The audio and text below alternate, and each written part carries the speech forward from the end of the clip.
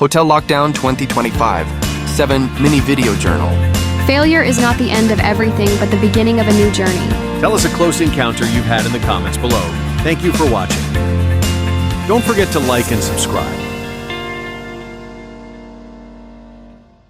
This is a personal journal entry recounting a moment I'll never forget, a close encounter with a hotel shooting. I'm sharing this not for shock, but to process, reflect, and hopefully connect with anyone who's ever experienced fear in a place that was supposed to feel safe. Hi. So I just had this crazy experience. As you can tell, I don't really know how to start this. What a crazy experience I just had at the hotel I stayed at in Chicago in between trips. I wasn't on a layover there for work. I was just there, got a hotel downtown, which I typically do. I go downtown on my days off in between trips because I'm based in Chicago but don't live there, so I don't have a place to stay. I usually stay in ops or I'll get a hotel, and I like to go downtown, especially if I have like a whole day the next day. I want to explore Chicago. So I got a hotel downtown. I used a Marriott point, so I got a free hotel because I'm trying to save money this month. And yeah, I'll share the video of what happened. It's crazy. Yeah, I got in lockdown. Let me show you this video real quick so you can watch. So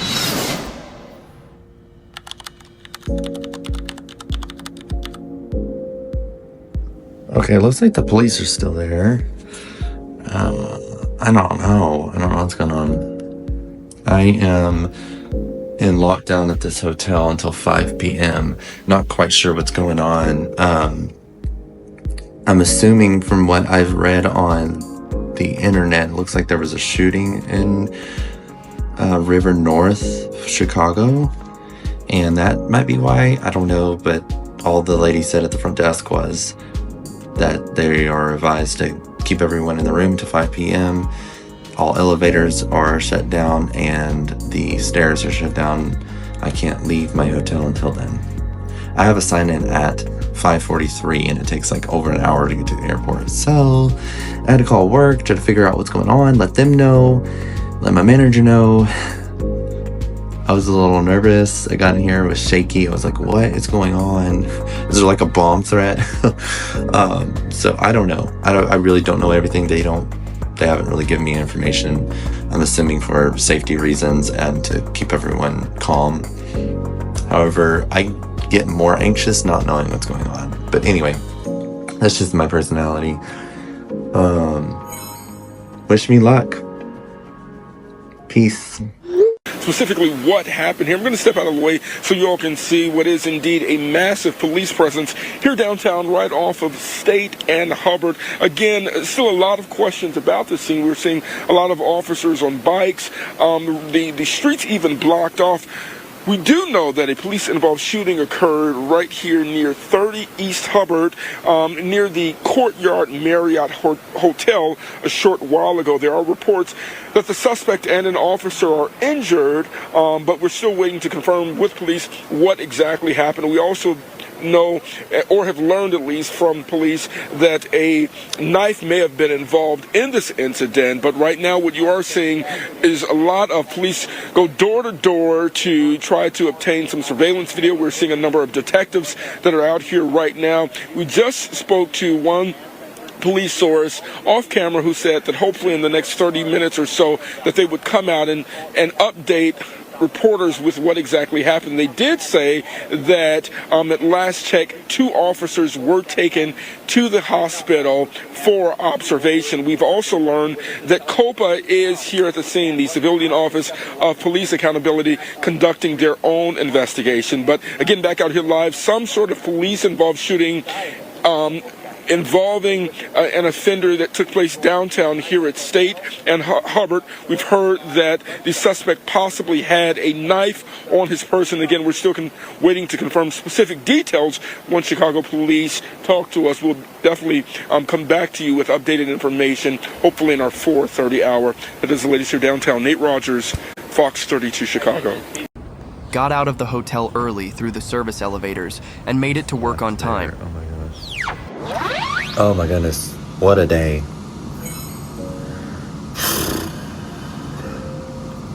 I made it to work. Work was amazing. They were willing to like even have me take off, and I was like, I think I'll be okay. And I'm actually really glad I went to work and continue working, because my crew members were amazing. I'm just grateful to be here. I'm grateful to be alive, because that could have totally been me. I literally, in the time frame it says this happened, is exactly the time I was going to go out and maybe go shopping, because I needed some clothes for the rest of my work week. And now I'm glad I didn't go down. My laziness kicked in and was like, I don't feel like going downstairs. But what's eerie about it is I've been feeling something heavy before that even happened. So the fact that something did is just like, but yeah, I'm okay. Chicago police shot a man who was armed with a knife inside a River North hotel this afternoon. 2 officers rushed to the hospital. Nate Rogers has been tracking the investigation all afternoon. He's live in River North, where the streets are now open again tonight. Nate. Absolutely, Scott and Don. That shooting actually took place inside of the lobby of this Courtyard Marriott several hours ago. Now, we spoke to at least 1 or 2 witnesses off camera who said that the suspect is known to this area. He's a homeless man, apparently frequents this area. Police still investigating this incident. Cell phone video capturing an officer being transported to the hospital after the shooting. All right, the offender's going to be a male, black, 5'4", tall. He's wearing all black. He has a large butcher knife, about 6 inches. Employees inside a nearby 7-Eleven tell Fox 32 the suspect first entered their store holding a knife. He ran out the back door into the Courtyard Marriott Hotel. Chicago police chasing him. According to a statement, police say once inside the hotel, quote, officers attempted to de-escalate the situation. Multiple officers deployed tasers, attempting to incapacitate the offender, but attempts weren't effective. The offender continued to disregard verbal directions and turned toward officers still holding a knife. Police say 2 officers discharged service weapons, striking the offender. It happened just before 2:30 p.m. here at Hubbard and State Street. Police say officers rendered aid after the man was shot in his upper body. A weapon was recovered. Detectives spent more than 5 hours in and out of the hotel, reviewing surveillance video and speaking with witnesses. And Chicago police also telling us that 2 police officers were taken to the hospital for observation. That suspect, at last check, was listed in critical condition. We also know that COPA, the Civilian Office of Police Accountability, is investigating. That's the latest in River North. Nate Rogers, Fox 32, Chicago. So yeah, pretty wild. When all is said and done, you know what? I'm just grateful I'm alive. As scary as that was, and I'm thankful too, after I heard some more of the news reports that you see in the video, that no one died, that I'm aware of. I don't know if like they may have gotten, you know, passed maybe in the hospital or not. I hope not. I hope they are alive, the policemen and everything. So all that really, I just share this because I want to bring awareness to the world that we're in and bring ourselves down to reality.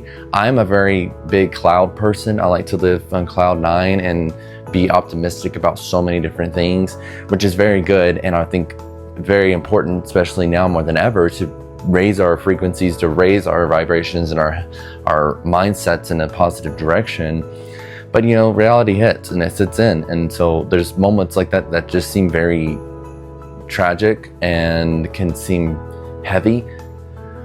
I left that experience, talked with crew scheduling, which is our scheduling department with the airlines, and they were so helpful throughout the whole situation. They were like, you can take off if you need to. I think they were just feeling that way because I just felt the energy of everything there and was like in tears on the phone with crew scheduling.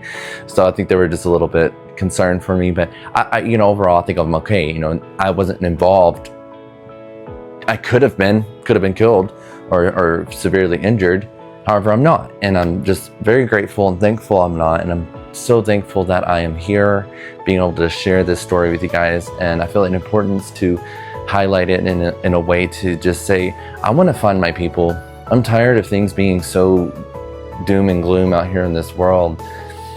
When it starts hitting too close to comfort, excuse me, you know, it's something I feel like I want to reach out even more to find my people who are willing to be in the clouds with me, but face the reality as well and be able to transmute those energies and those situations into something good and positive. So through my experience with that, as rough as it was, I want to bring an awareness to people that may be going through some really rough situations themselves and are experiencing some tragic losses, some tragic incidences in their life. Maybe they were involved completely with a crime like that and are traumatized from that.